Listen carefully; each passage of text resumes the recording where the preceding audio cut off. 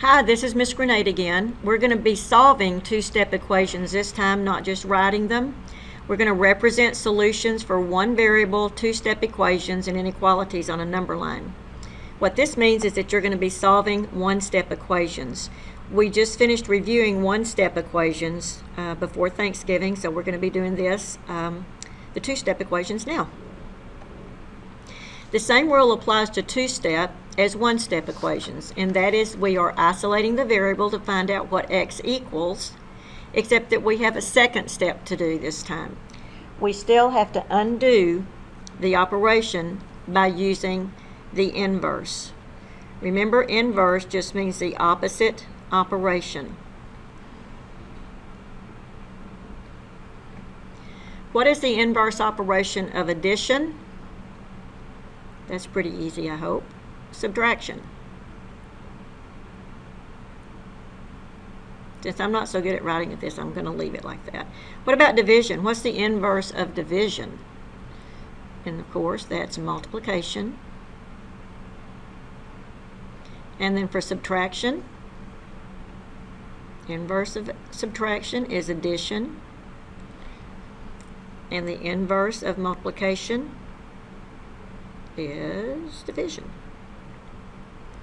So last week, or actually week before last, when we were practicing with one-step equations, we did the opposite operation to solve. We did the inverse operation to solve. How to solve a two-step equation. Step one is to undo the addition or subtraction part. Fill in your blanks so that we can isolate the variable with the coefficient. So instead of just having an x left by itself, we might have like a 6x or a 7y. Remember, you can use any letter. It doesn't always have to be x. So when we've isolated the 6x or the 7y, then we have to undo that step also so that we can just find out what the variable equals. So we can totally isolate that variable all by itself. Here's an example of multiplication two-step equation. The first step that I'm going to be doing, and I want you to do with me, is to subtract the plus 8. We're going to subtract the plus 8 on both sides. So, So last week we were doing like x plus 8 equals 32. So we would have put a negative 8 under both sides, because remember, an equation is like a seesaw. You have to keep it balanced. So these two cancel each other out. What that leaves us with now is 6x equals, and what's 32 minus 8? That's going to be 24. So this first step is just like what we were doing last week with the one-step equations. These are two-step equations because now we've got to get rid of this 6 so that we can isolate the x by itself. So since this means 6 times x, the inverse operation of times is divide. So we're going to divide both sides by the coefficient. Remember, the coefficient is the number that's with the variable. And we're going to divide it by the exact coefficient. So since this is positive 6, we're dividing by positive 6. 6 divided by 6 is 1x. We don't have to put the 1 there. Yikes. We'll just put x equals, and then 24 divided by 6 is 4. So this is our final answer to our two-step problem. To check it, we're going to substitute, just like we did last week, we're going to substitute the value of x back into the original equation and then solve it using the order of operations. You must check.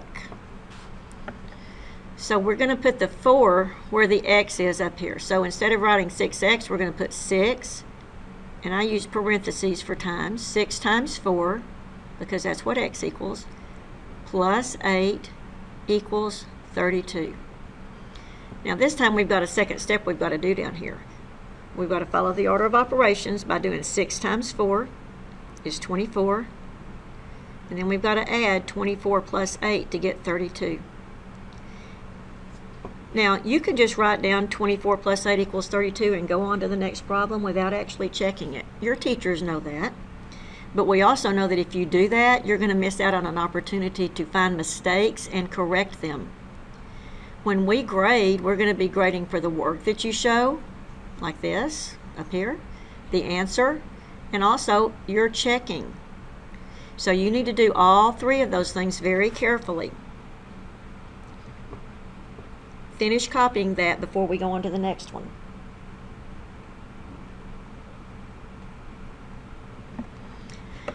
Okay, now we've got a division two-step equation.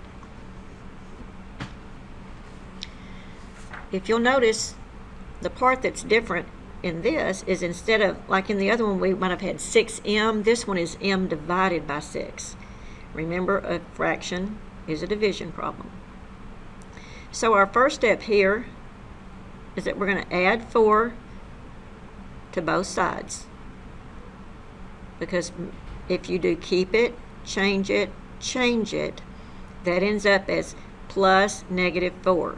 So the opposite of -4 is +4. So we're going to put +4 on both sides. -4 and +4 cancel each other out. So that leaves us with m divided by 6 equals 3 plus 4 is 7. Now last week in the one-step division, we learned that you have to multiply. Since this is division, we're going to multiply to solve it. And we're going to multiply by the reciprocal of 1/6. Because remember, if a variable doesn't have a coefficient, it is 1. So this fraction is really 1/6. So we're going to multiply both sides of this equation by 6 over 1. Well, the simple way to see that is that you just take these two numbers and multiply them together. 6 times 7 is 42. That means that m equals 42. The way to show your work is that you're multiplying both sides by 6 over 1, the reciprocal. So our m equals 42. To check it. And by the way, on any of these, if you're having any questions about any of these steps, jot them down on your notes to the side and your teachers will answer tomorrow.